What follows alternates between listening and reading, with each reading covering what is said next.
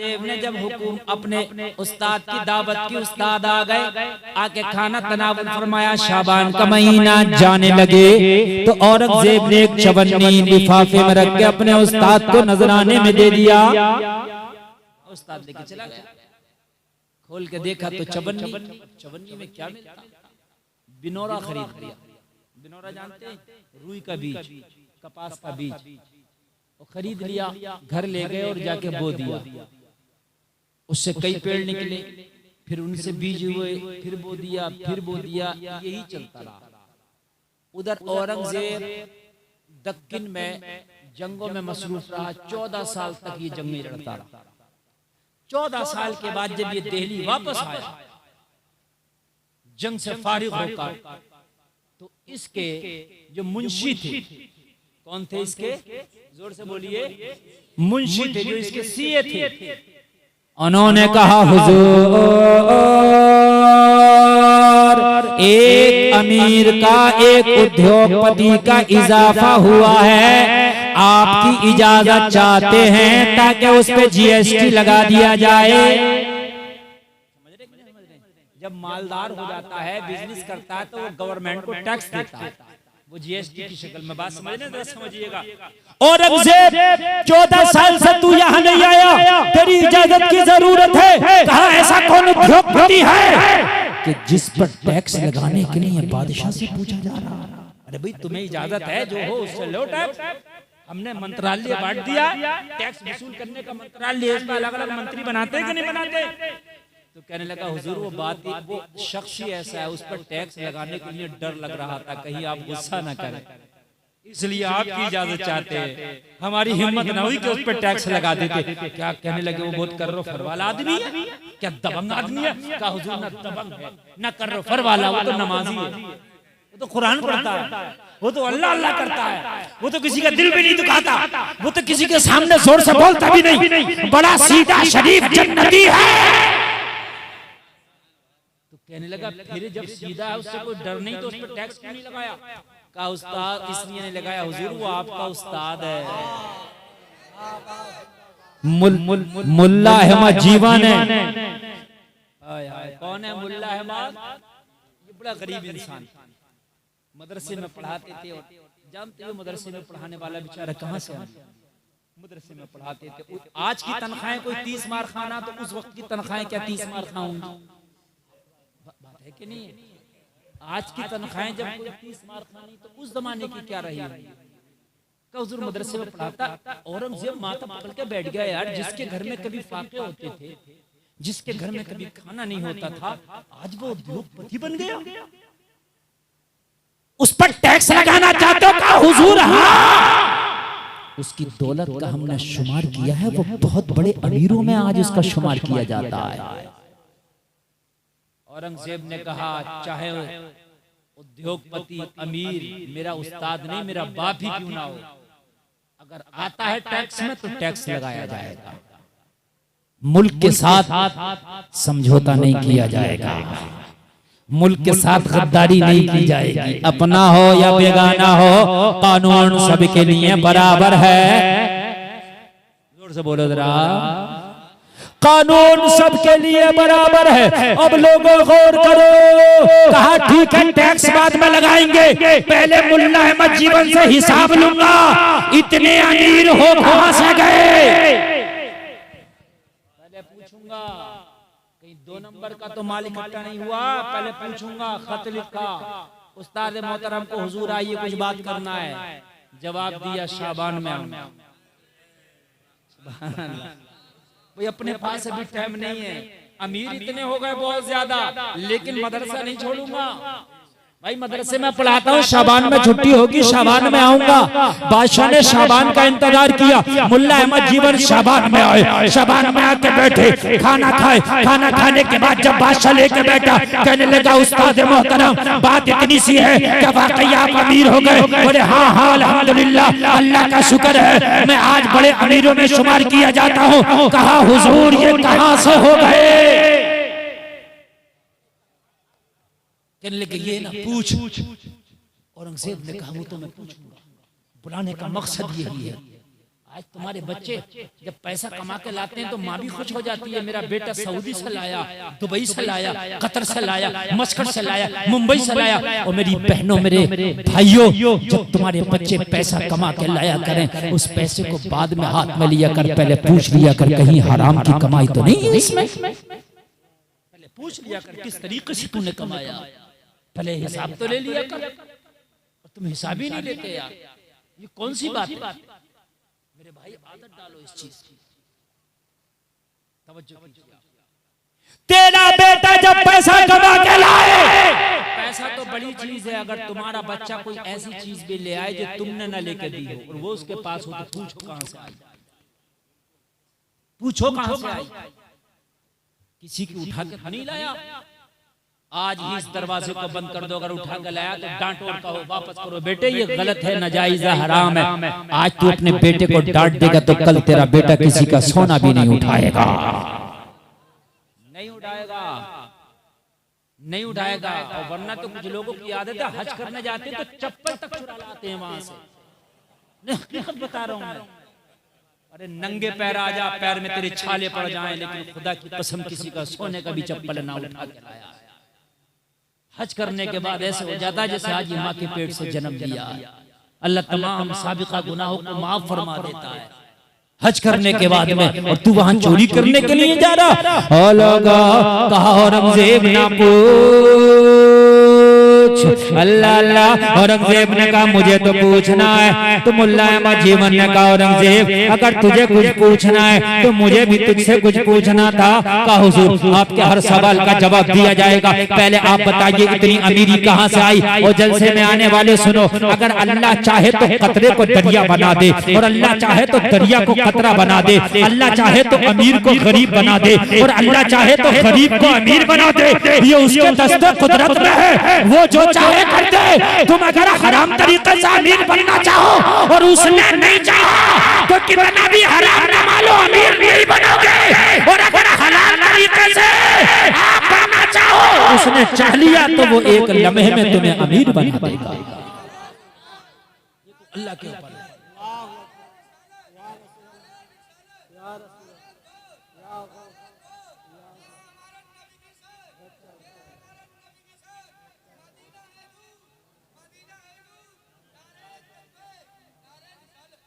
बात समझ में आ रही है।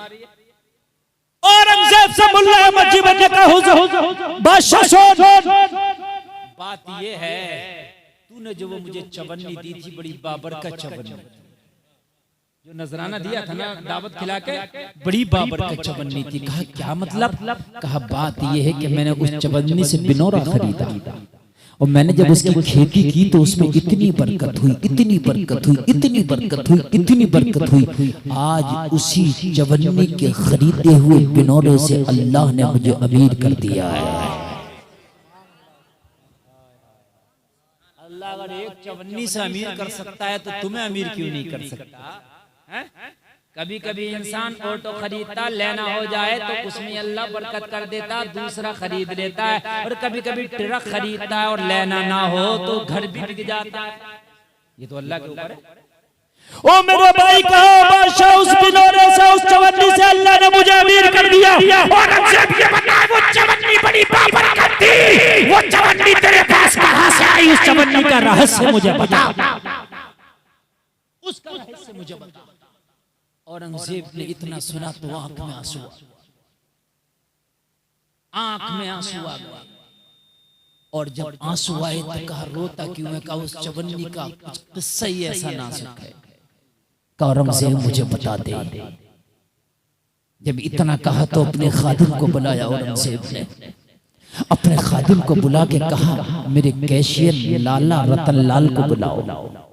औरंगजेब का कैशियर था जिसका नाम था रतन लाल। कहा रतन लाल को बुलाओ। अल्लाह अल्लाह जरा गौर करो, रतन लाल था जो इसका हिसाब संभालता था, आमद और खर्च दोनों रजिस्टर में लिखता था। उस जमाने में ऑनलाइन का जमाना नहीं था, कंप्यूटर का जमाना नहीं था, रजिस्टरों में लिखा जाता था। रतन लाल को बुलाया गया। औरंगजेब ने कहा अल्लाह अल्लाह जरा गौर कर। कहा औरंगजेब ने 1400 साल पहले का रजिस्टर निकलवाया। 14 साल पहले, 14 साल पहले, 14 साल पहले दावत की थी ना, 14 साल तक तो जंगों में रहा। 14 साल पहला रजिस्टर निकलवाया और निकलवाने के बाद में कहा उस तारीख को निकाल। उस साल की वो तारीख निकलवाई, कहा उस तारीख में ये एक चवन्नी तेरे पास कहां से आई थी। अब 14 साल पहले की चवन्नी का हिसाब तक उसके पास। रतनलाल ने कहा बादशाह आज तक एक एक पैसे का हिसाब मेरे पास है, मगर उस चवन्नी का हिसाब आज भी मेरे पास नहीं है। मैं भी चक्कर में और बादशाह मैं भी डरता था कि तू उस चवन्नी का हिसाब ना ले ले और आज तूने ले लिया। पूरी बादशाहत का हिसाब कहेगा तो चुटकियों में दे दूंगा, मगर वो जो 1400 साल पहले उस तारीख की चवन्नी की बात कर रहा उसका हिसाब ना दे सकूंगा। मुल्ला अहमद जीवन भी हैरत में पड़ गए, या अल्लाह ये कैसी बातें चल रही है, इतनी बड़े हिंदुस्तान का बादशाह चवन्नियों के हिसाब ले रहा है। और इसका कैशियर भी कितना सच्चा है कि सारे हिसाब है मगर उस चवन्नी के लिए आज तक डरता है। बादशाह ने कहा चवन्नी का किस्सा बता। कहने लगा हुजूर बात इतनी सी है। रतनलाल कहने लगा उस दिन की बात बता रहा हूं, जब रात हुई तो मौसम बड़ा खराब हो गया, बहुत तेज की बारिश आई। जब बहुत तेज की बारिश आई तो जितना पानी मेरे घर के बाहर बरस रहा था उतना ही पानी मेरी घर की छत से टपक रहा था। एक बात माइंड करने की है, जो हुकूमत का सारा पैसा लेखा जोखा अपना पास रखता होगा तो वो कितना बड़ा मंत्री होगा, है? लेकिन घर कैसा है कि आसमान जब बरस रहा बादल तो जितनी बारिश बाहर है उतनी उसके घर की छत टपक रही। यार कैसी हुकूमत चलाते थे ये लोग, आराम का नहीं आना चाहिए। कैसी हुकूमत चलाते थे ये लोग, इतना बड़ा हुकूमत का कैशियर। यार कितना बड़ा कैशियर होगा मेरे बताइए तो। आज अगर हमारे यहाँ कोई एक मिम्बरी का इलेक्शन जीत जाए तो उसका घर अलग नजर आता है, लेकिन जरा गौर तो करो मेरे भाई, हुकूमत हिंद का वित्त मंत्री और मेरे भाई घर की छत टपक रही है। हाय हाय यार कैसे निजाम थे उनके। कहने लगा बादशाह जब छत टपकने लगी तो मेरे रजिस्टर भीगने लगे। मैं और मेरी बीवी पूरी रात परेशान रहे। रजिस्टर इधर से उठा के इधर रखते तो इधर भी छत टपकने लगती, इधर से उठा के इधर रखते तो इधर भी छत टपकने लगती। हम पूरे घर में परेशान थे। रात किसी तरीके से हमारी गुजर रही थी, छत ज्यादा टपकने लगी। मेरी बीवी ने कहा अगर रजिस्टर भीग गए तो सारा हिसाब किताब गर्क हो जाएगा। बादशाह ने हिसाब लिया तो हिसाब कहाँ से दोगे? अगर कोई मजदूर मिल जाए तो बुला लाओ ताकि जल्दी जल्दी सारे रजिस्टर उठा के ठिकाने लगा दिए जाए। मैंने कहा रात में कौन मजदूर मिलेगा? मेरी बीवी ने कहा एक बार तो देख ले, क्या पता कोई मिल जाए। कहने लगा औरंगजेब जब मैंने अपने दरवाजे से बाहर मुंह निकाला तेज की बारिश हो रही थी तो मेरी दीवार से चिपक के कोई नौजवान खड़ा था। मैंने कहा नौजवान इतनी बारिश में रात के आलम में कैसे खड़े हो? नौजवान ने कहा मजदूर हूँ, घर में फाका है तो इसलिए मजदूरी करने ऐसे मौसम में भी निकल आया, शायद कोई मिल जाए ऐसे में भी। मैंने कहा चल मेरे रजिस्टर उठा के एक जगह रखवा दे, मैं तुझे तेरी मजदूरी दूंगा। कहने लगा औरंगजेब जब वो आया रात का आलम में, बड़ी तेज की रात थी, मैं उसको देख न सका, बड़ी गहरी तारीकी थी, मैं उसका चेहरा पहचान न सका। आने वाले ने मेरे रजिस्टर उठा करके जहाँ पर मैं रखना चाहता था वहां रखना शुरू कर दिए। सारी रात काम करता रहा। फजर का जब वक्त होने वाला था वो कहने लगा अब मेरी मजदूरी का वक्त पूरा हो गया, अब मैंने जाना है, अब मुझे मेरी मजदूरी दे दे, मेरा मेहनताना दे दे, मैं जाना चाहता हूँ। कहने लगा मैंने अपनी बीवी से पूछा ये मजदूर जाना चाहता है अगर कुछ हो तो दो। तो मेरी बीवी ने चवन्नी निकाली कि सिर्फ आज हमारे घर में ये चवन्नी, इसके अलावा कुछ नहीं। मैंने कहा उस मजदूर से मेरे घर सिर्फ चवन्नी है, तू दिन में आ जाना, अपनी मजदूरी ले जाना। मजदूर ने कहा मुझे दिन में तो मोहलत ही नहीं मिलती और बहुत काम करता हूँ, ये चवन्नी ही दे दे, इसी में मेरा काम हो जाएगा। कहने लगा बादशाह सलामत, वो चवन्नी मैंने अपने उस मजदूर को दे दी, मुझे पता ही नहीं वो था कौन। औरंगजेब ने कहा वो मजदूर कोई और नहीं, हिंदुस्तान का शहंशाह औरंगजेब ही था।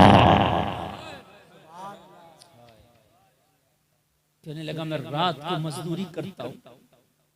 मुल्ला अहमद जीवन से कहा हुजूर मैं रात को मजदूरी करता हूँ, कभी टोपियां बनाता हूँ, कभी कुरान लिखता हूँ। टोपियां बनाने से भी अगर मेरे घर का खर्चा नहीं चलता तो रात में मजदूरी कर लिया करता हूँ, जिससे मेरे बच्चों का पेट पलता है। काम वो ले लीजिए, तुमको जो राजी करे। ठीक हो ना मेरे रज़ा, तुम पे करोड़ों करोड़। हम तो सोचते हैं दौलत कैसी भी आए मगर दौलत आ जाए। लोगों ऐसी दौलत किस काम की जो मैदान महशर में गले का तोक बन जाए। अगर अल्लाह ने तुम्हें अमीरी दी है, माल भी दिया है ना, तो मेरे भाई ज़कात पहले निकालो, लुकमा बाद में खाओ। पहले ज़कात निकाल दिया करो, इसलिए कि वो गरीबों का हक है, वो यतीमों का हक है, वो मिस्कीनों का हक है। अगर तू ज़कात नहीं निकालता तो वो माल भी तेरा गले का तोक बन जाएगा, वो माल भी जहन्नम में ले जाने का सबब बन जाएगा। और ज़कात निकालने से दौलत कम नहीं होती, बल्कि दौलत में अल्लाह बरकत फरमा देता है। और अगर मुसलमान ज़कात निकालना शुरू कर दे तो कोई मुसलमान भीख मांगता नजर नहीं आए। अगर मुसलमान ज़कात निकालना शुरू कर दे तो किसी गरीब मुसलमान की बेटी अपने बाप के घर में जवानी में बैठी ना रहे, बल्कि उसकी शादी हो जाए। अगर ज़कात निकालना शुरू कर दें तो लेने वाले नजर नहीं आएंगे। लेकिन आज हमारे यहाँ ज़कात देने का निज़ाम ही नहीं है। आज ज़कात देने के लिए हमारे दिल इतने कंजूस हो गए, हम इतने बखील हो गए, इतने बखील हो गए, इतने बखील हो गए।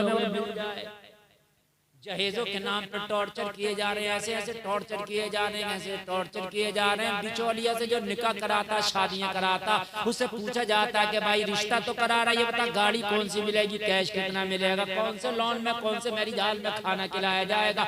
और पूरा मेनू चार्ट पहले ही पूछ लेता, खाने में क्या क्या होगा, कितने रहूं में क्या क्या होगा। हाय तुम्हें शर्म नहीं आती लोगों। मेरे करीम मुस्तफा ने तो फरमाया था निकाह को आसान करो,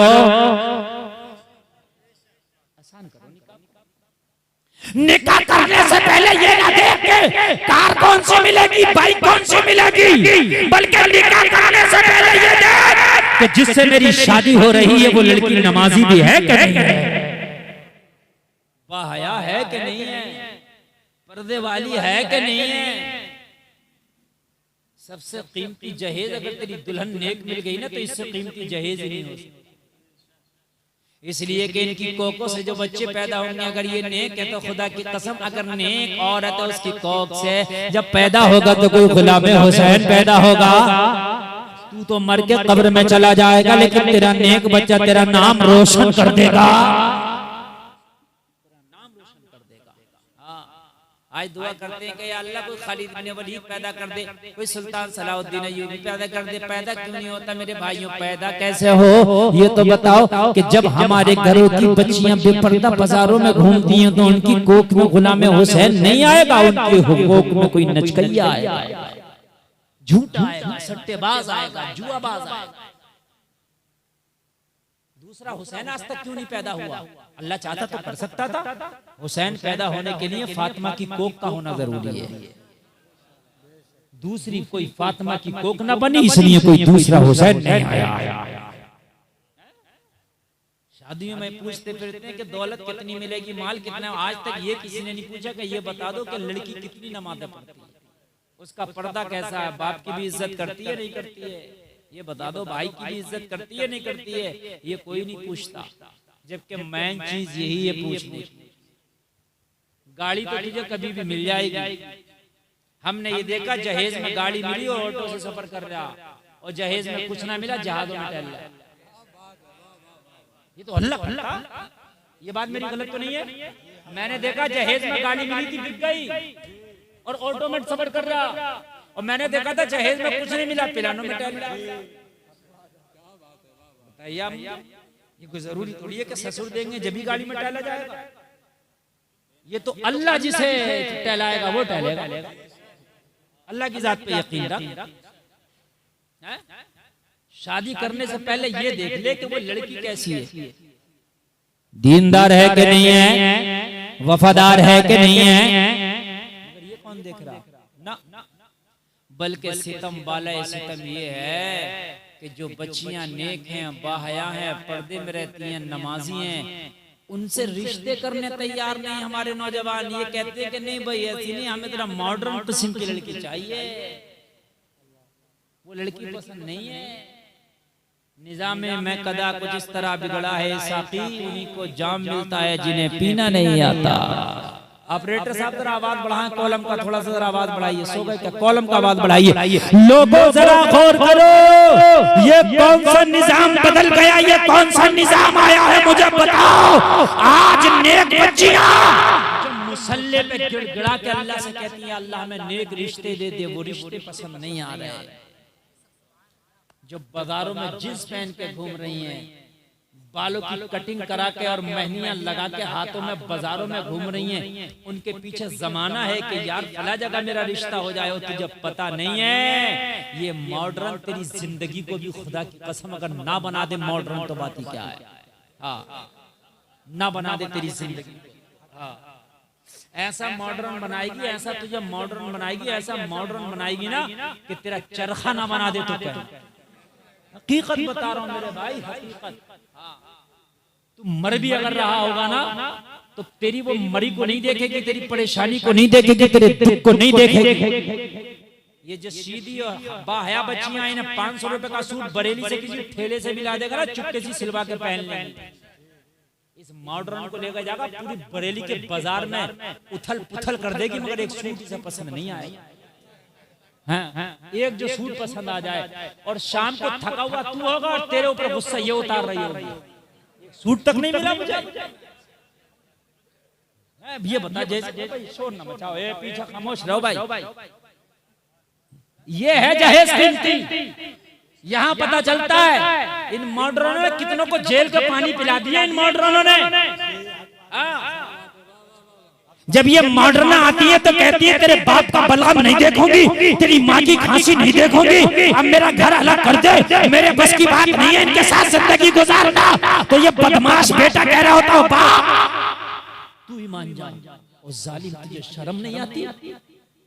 एक दिन वो था कि जब तेरे थूक निकलता था, तू पैजामे में पेशाब करता था, बिस्तर पर लैट्रिन करता था, तो तेरी माँ ने तुझे धुला था रातों में। तेरी माँ ने खुदा की कसम खाना खा रही होती थी, तूने पेशाब और लैट्रिन कर लिया तो तेरी माँ ने खाना छोड़ करके तुझे धुला है, तेरे बिस्तर को साफ किया है। आज तू किस मुंह से कह देता है कि माँ मेरी बीवी चाहती है मैं अलग हो जाऊं तो माँ तू मान जाओ मैं हो जाता हूं। मॉडर्न है ना, तुझे मानना पड़ेगी इसकी बात। काश दीनदार होती ना तो तेरी माँ को अपनी माँ का दर्जा दे दिया होता, तेरे बाप को अपने बाप का इसमें दर्जा दे दिया होता। कहाँ हो लोगों, किधर हो तुम? और तुम भूल जाते हो अपने माँ बापों को, फिर सिर्फ बीवी तुम्हें याद रहती है। लेकिन खुदा की कसम जिस दिन ये चले गए ना दुनिया से तो पूरी दुनिया भी ले आए तो तेरे माँ और बाप दोबारा नहीं आ सकते। बीवी दोबारा मिल सकती है, शरीयत में एक बीवी का इंतकाल हो जाए तो दूसरी से निकाह कर सकते हो, बगैर इंतकाल के भी कर सकते हो, लेकिन ना दूसरी माँ मिल सकती है ना दूसरी बाप मिल सकता है। मेरे नबी फरमाते मेरी माँ होती मैं नमाज पढ़ता होता, मुझे बुलाती तो मैं नमाज छोड़ के अपनी माँ के बुलावे पे चला जाता। ये है तुम्हारी माँ और तुम्हारे बाप, तुम मॉडर्न के चक्कर में पड़ गए, इन जहेजों के चक्कर में पड़ गए। कहाँ हो लोगों तुम? और आजकल की हमारी बच्चियों के भी इतने दिमाग खराब है, इतना मुआशरा बदला है। नवाब अजहर साहब किसी को रिश्ता बताएं, रिश्ता कर लो बहुत अच्छा है, लड़का आलिम दीन है, बढ़िया दाढ़ी वाला, तो लड़की कहती है नहीं हमें मॉडर्न लड़का चाहिए। अरे क्या यार बज रहा है। एक नौजवान ने मेरी तकरीरें सुन सुन के दाढ़ी रख ली, दाढ़ी रख ली। उस नौजवान के पीछे उसका पूरा खानदान पड़ गया। बोला हजरत मैं क्या करूं, रोता था फोन करके, हजरत मुझे शादी करना है, अब मेरे रिश्ते नहीं आते। घर वाले कह रहे इस दाढ़ी को मुंडा तब तेरा रिश्ता आएगा, तूने दाढ़ी वक्त से पहले रख ली। कहने लगा हजरत मैं क्या करूं, मैंने कहा जिंदगी भर भी कबारा रहना पड़े तो रह जाना, मगर मुस्तफा की सुन्नत को ना उड़ाना। जोर से बोलो यार सुभान अल्लाह। मैंने कहा नहीं मुड़ाना यार, मैदाने महशर में अगर दुनिया में तुझे बीवी ना मिली तो गुलफाम आबाद है, मरने के बाद में अल्लाह जन्नत में तेरा निकाह हूरों से कराएगा।